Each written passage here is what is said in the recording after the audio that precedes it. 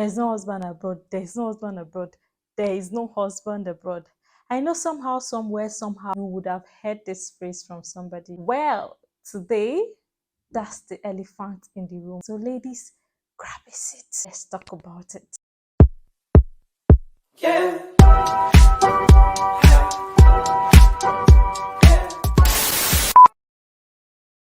Hey stars, welcome back to our channel. It's your girl Solace Ojotule, and like I promised you by the beginning of this year, I'm going to be talking about a wide range of different topics, and today we are going to be talking about one of the most famous phrases that we've heard: there is no husband abroad, there's no husband abroad. To start this particular video, I like to start with a story time. Yeah, I like to start by gisting you guys. Around 4 or 5 years ago, I was a very young girl who was graduated from the university. So there's this NYC that we do in Nigeria, and that was what I was waiting for. I was using the time to volunteer in a secondary school where I had graduated from. So they invested in me. I felt like there was need for me to give back. So I had just graduated, and I got a call from this senior friend who had summoned me, and he wanted to give me advice and wanted to counsel me. I went there and he started by asking me what my plans are. Like, what are my plans? I've graduated. I now have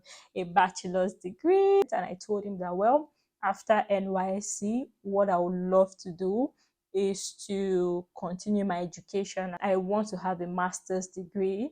And at that moment, I knew that I'm unable to afford a master's degree. So I told him that after NYC, I'm going to get a job and I'm going to save up money to be able to sponsor myself, as well as maybe apply for scholarships as well, so that maybe I can get a scholarship to study abroad and do a master's degree. And then he said, well, a master's degree is not bad, but as a young girl now, he asked me, like, what are my plans marriage wise, kind of thing, like what are my plans? I was like, no, at the moment I'm not interested in getting married yet. That what's on my mind is to continue my education, get a master's degree, liberate myself from poverty. That was what I was all about. And then after then, I'm going to like ask myself if I really want to get married, if I really want marriage, and if I'm sure marriage is what I want, and then I'll go for it. It was like, well, although a master's degree is fine, that I should consider getting married. And then he gave this analogy saying that a girl is like a flower. In the morning you blossom, and in the evening you die off. And then he told me to consider the advice that he's giving me because he meant well for me. And then he gave me an example of a girl who had gone, studied abroad, did a master's degree, and now the girl is not having any suitors anymore. Apparently, that there's no husband abroad and all. And that was the first time I heard this phrase, no husband abroad. So I've heard so many people say there's no husband abroad. Even on social media, they'll say there's no husband abroad. Let me give a breakdown of what transpires here relationship wise. Let me tell you the complexities surrounding relationship when you come to a new country, when you leave your home country, especially when you're going to another country that have people that are not your color and people that are not your tribe, your religion, your ethnicity, and all, right?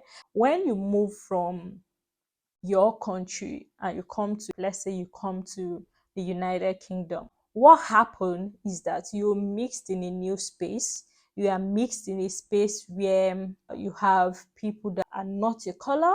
You have mixed with people of different ethnicities and different religion. Okay, so if you come to the UK, for example, Black people in the UK may form just 10% of the population of people that are here in the UK. Remember that the UK is predominantly white people. You can have other people of Asian origin and ethnicity constitute another 10%. So you have a variety and mixture of people. Now, if you have grown all your life, you've lived all your life in Africa, and maybe you feel that your preference, the preference of the kind of spouse that you're looking for is maybe Black, or you feel like, oh, I can't marry outside my ethnicity, I can't marry outside my race, I can't marry somebody that is not black skinned, that automatically narrows your choice, right?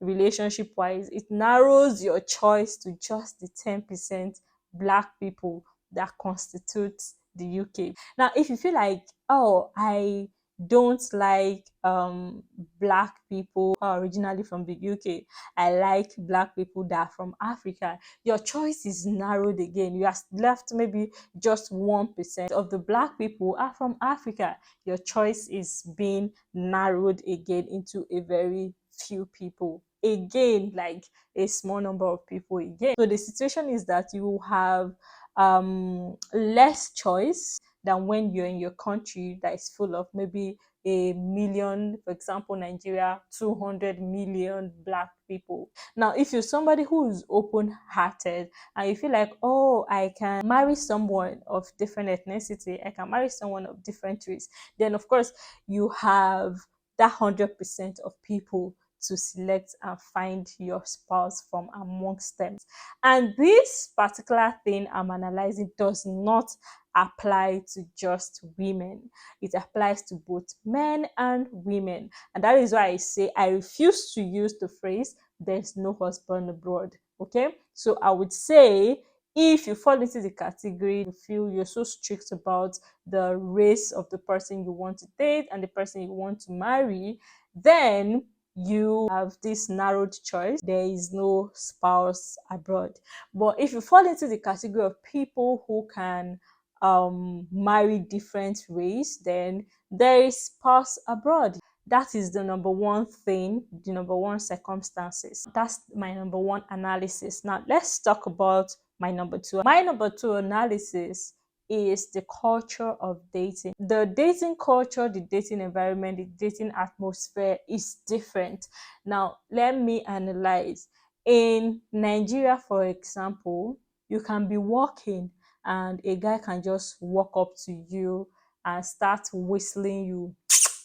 Yes, one girl or the other would have experienced this embarrassing thing, right? They can just start whistling at you. If you don't even reply them, they can start insulting you. Others can follow you. Yeah. So you discover that you judge how attractive you are by the number of people that stalk you, walk up to you to call you or reach out to you or propose dates to you or tell you that they love you. You measure it by that. So sometimes you go out and say, oh, I went out today and nobody asked me out. Nobody spoke to me. You start questioning yourself if you're okay. That is the acceptable culture of dating in Nigeria. A guy walks up to you, collects your number, blah, blah, blah, and carry on the conversation and all, and it may result into something good or it may not work at all. So that's the culture of dating in Nigeria, and it's very, very acceptable. We have all grown to internalize it. We've all grown to accept it, right? In as much as we found it embarrassing, sometimes we feel like that's the culture. We all know it. People whistle you, people walk up to you to collect your number, and you're okay with it at all. So that's the culture of dating. It's very acceptable. Men do the asking out, men do the walking up to you and all. It's very acceptable. But on the other hand, in the UK, I have noticed that the culture of dating is different. The culture of dating here is different. If you want to date in the UK, you have to go on dating apps. Yes, you have to go on dating apps. If you want a serious relationship, you say, oh, I'm looking for a serious relationship and someone that can lead to something serious. That's how it works. If you don't want a serious relationship, you can say, oh, I'm just looking for a playmate, looking for someone who we can just have fun. They post it, both girls and men, they post it, and anybody can do the swiping, reaching out, and if anything comes out of a relationship, good. If it doesn't come out, fine. So yes, dating here, you have to go on dating apps. You don't see somebody stalking you or whistling you, or so you see that the culture of dating is different. So if you're in the UK as a girl and you're looking for a serious relationship and you feel like it is a crime for you because of the culture that you've grown up with in Nigeria, you feel like it's a crime for you to make use of dating apps to seek for a spouse, then you may end up not seeing a spouse. Yes. So it also comes with being open-minded. You have to be serious, you have to be intentional about getting a spouse or getting a partner here. And being intentional means you downloading a dating app and going online. There are so many dating apps that are available. There's dating apps for heterosexual people, there's dating apps for gay people, there's dating apps for just Christians, there's dating apps for just Muslims. Now, I've met a lot of Nigerians who feel like going on a dating app to look for a partner is weird. Mm-hmm. Now you feel like it's weird. You feel like, oh my God, how can I go on dating apps to look for a partner? You feel so ashamed of it. You feel so uncomfortable about it. Now, well, I will not blame you. That's the culture maybe that you were raised with. You were raised to see dating as something that a man should make the move of, not something you should want. This is something that a man should want. And when they come for you and you like them, then you accept them. That's how you were raised. But if you're coming to the UK, coming to abroad, coming to Europe, and you're very intentional about dating, you have to go on dating apps, because all the people who are single, who are looking for one relationship or the other, are on that dating app, not on the roads to come and stalk you or anything. And same applies with men. I've heard stories of so many people who have been charged for maybe stalking somebody. Yes, it is called harassment. You can also be charged for sexual abuse in that manner. So you don't want to be caught in a situation where you're whistling a girl, stalking her, or any of the kind. So if you come in here, you have to be open-minded about how you want to go about it. You can't come abroad, you can't come here now and feel like, oh, it is a crime for me to go on dating app to look for a partner. If you feel it's a crime, you remain single. Yes, you will remain single.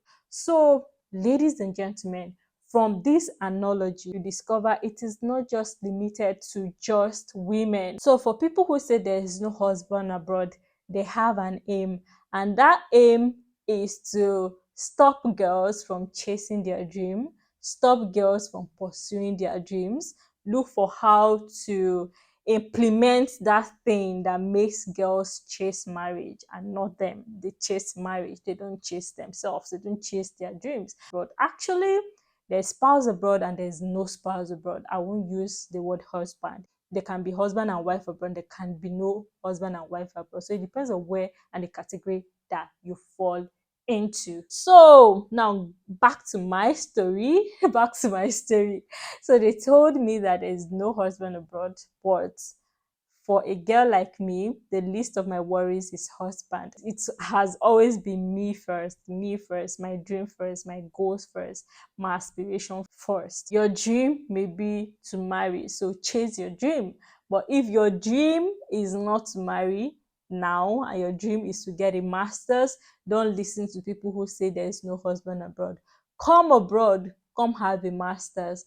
And if you want husband, it will be an added whatever to you. This phrase is to discourage so many people who have not set their goals straight from pursuing themselves as ladies. And I hope that you don't allow those kind of phrases to get into your head. You first chase your dream, and every other thing will be added. You will be glad you did. So here I am. I have a master's degree now, and I am in that abroad. Do I mind if there's no husband abroad? Do I have a partner? Do I have a boyfriend? And do I get toasters? Do I go on dating apps to look for boyfriend? These are questions that I will someday maybe make a video about. So yeah, and that will be the end of today's video. If you have another video idea, something you want me to talk about, please feel free to drop it in the comment section, and I'll see you again in our next video. Okay, so goodbye.